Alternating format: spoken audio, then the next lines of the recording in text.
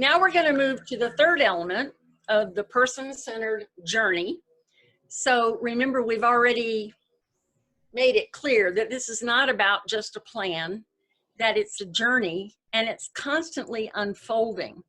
So you just told an example, you just shared an example of your involvement in your church, which started out as just becoming a member and has gradually unfolded into all kinds of other levels of engagement. Mm-hmm. Right? Yep. So as we go deeper into noticing things and taking risks, stepping in, stepping out, what we hope is our vision grows stronger.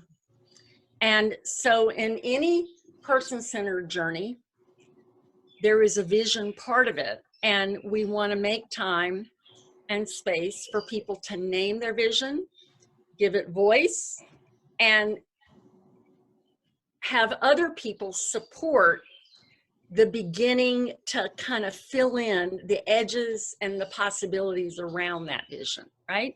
So Yeah. Step one, we're just gathering our people. Step two, we're discovering what matters. Step three, we're really amplifying our vision. And we're allowing ourselves to dream a little bigger, maybe a lot bigger. And we are letting in a stronger sense of what wants to be born through me, through my life. And as you know, the thing that you and I have always felt strongly about is the person-centered journey applies to everyone. Yep.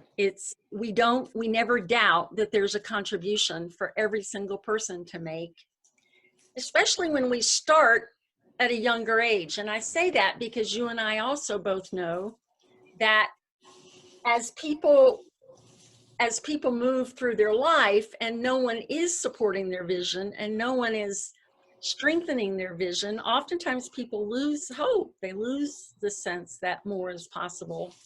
And so this is one reason that, for example, that my work for the last 45 years has often been around young people in transition from high school, because I feel like if we can amplify, lift up the vision when a young person is coming out of high school, it can kind of define the opportunities available to them for life, right? Yeah. So vision comes from different places of our life. And in just a minute, I want to ask you about an earlier vision that you had and what strengthened that vision to come to life. And then I want to ask, what is the vision now that you have? But before I do that, I want to just make a note that vision comes from listening to these different voices around us. So it comes first and foremost from myself, from the part of me that yearns for more and that imagines better.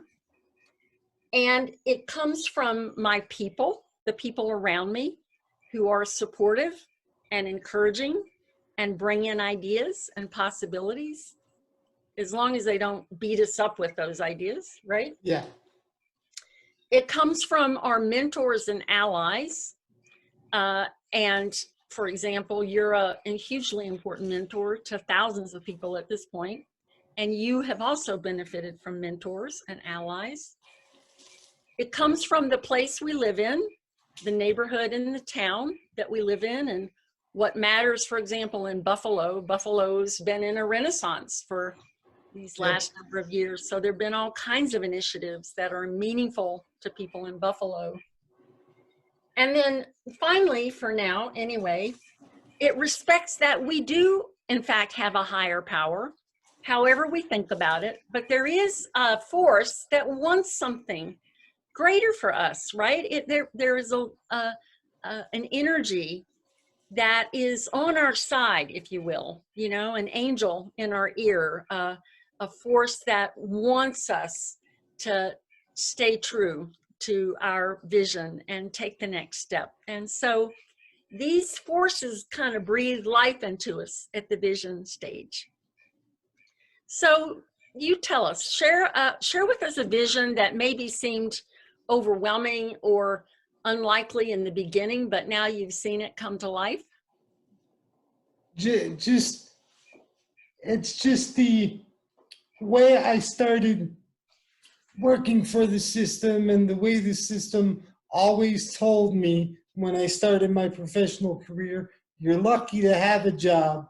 You know, we don't know if you're going to make a difference.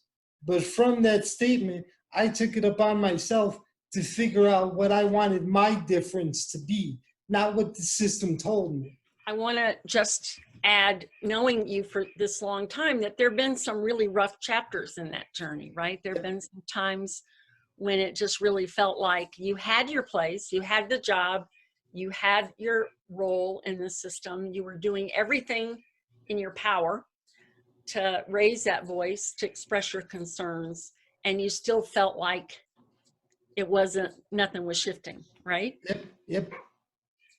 So you've had around you other people and other ways that you've gotten energy and strength for that fight, even when it felt kind of worn around the edges. Yep, yep.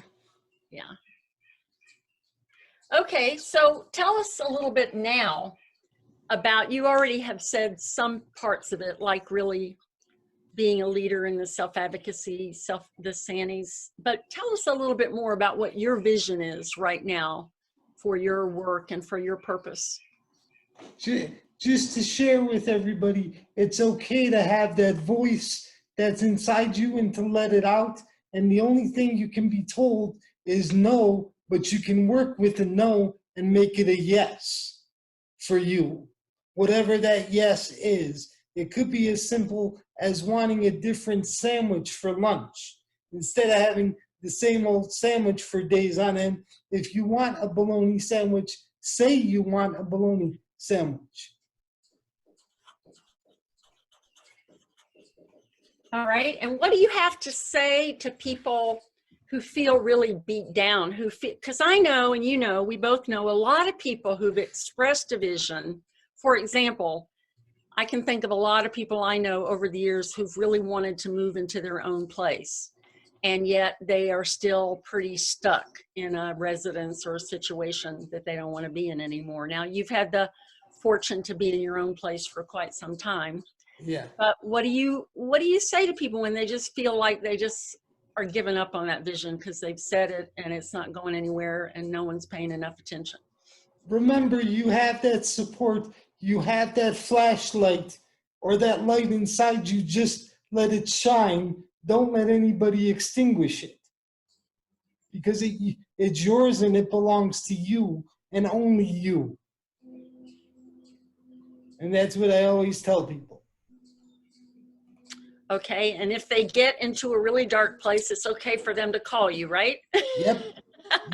You can always lean on me, and everybody knows that, because I'll help you find that light or get the battery for that flashlight, because I know the battery, even my battery sometimes dwindles, and everybody I'm around charges me up again. Absolutely. Do you want to say anything about the Superman cape that's hanging behind your shoulder? Does this have anything to do with your vision? I'm just curious because I see. I always make the joke with everything that I'm doing all at once. It feels like I'm Superman, and and I try to stay away from the mental kryptonite, the physical kryptonite, and just push through it. So one of my coworkers, I was saying, look, I need a Superman cape just to remind me that I'm not really Superman, but I have to keep moving, keep lifting people up. I have to keep doing that. That reminds us that sometimes the force that helps us keep going is even an imaginary one, right? Like it's a character.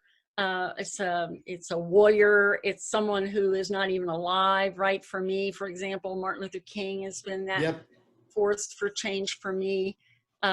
So part of what we do as warriors in a person-centered journey, as people who get beat up and beat down and then find strength, is we collect the strengthening elements. We collect the people and the images and the forces that we feel like can help us keep going when Yep. it feels hard.